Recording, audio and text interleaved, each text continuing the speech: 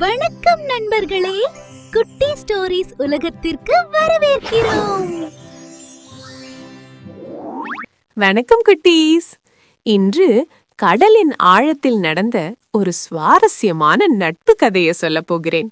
நீல நிறம் மிளிரும் கடலில் 2 சின்ன மீன்கள் வாழ்ந்து வந்தன.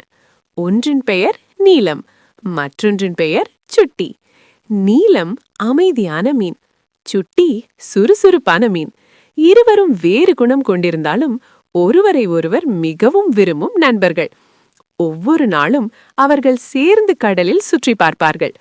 பவளங்களுக்குள் ஒளிந்து விளையாடுவார்கள். கடல் செடிகளுக்குள் சுழன்று நீந்துவார்கள்.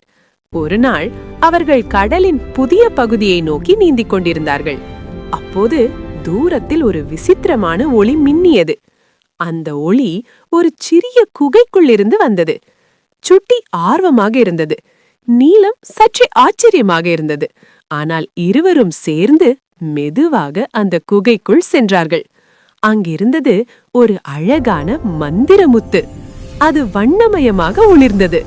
அதன் அருகே நீந்தும் போது நீரே மின்னுவது போல தோன்றியது. இருவரும் அதை பார்த்து மகிழ்ந்தார்கள். அதை எடுக்கவும் இல்லை, வைத்திருக்கவும் இல்லை. அதை பார்த்த அந்த நிமிடத்தையே ரசித்தார்கள்.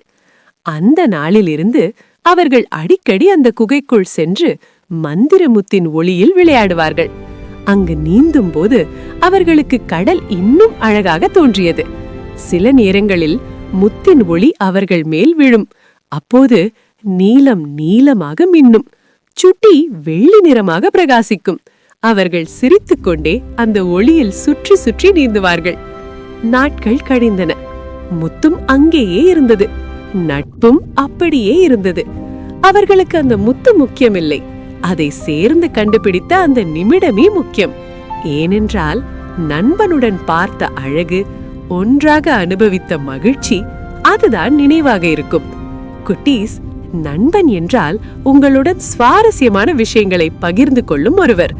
விளையாட்டு, சிரிப்பு, புதிய கண்டுபிடிப்பு, இவை எல்லாம் நண்பனுடன் இருந்தால்தான் இன்னும் ஸ்பெஷல் ஆகும். நீங்களும் உங்கள் நண்பர்களுடன் புதிய விஷயங்களை கண்டுபிடித்து சேர்ந்து மகிழ்ந்து அழகான நினைவுகளை உருவாக்குங்கள். அப்போதான் நட்பு இன்னும் பிரகாசிக்கும்.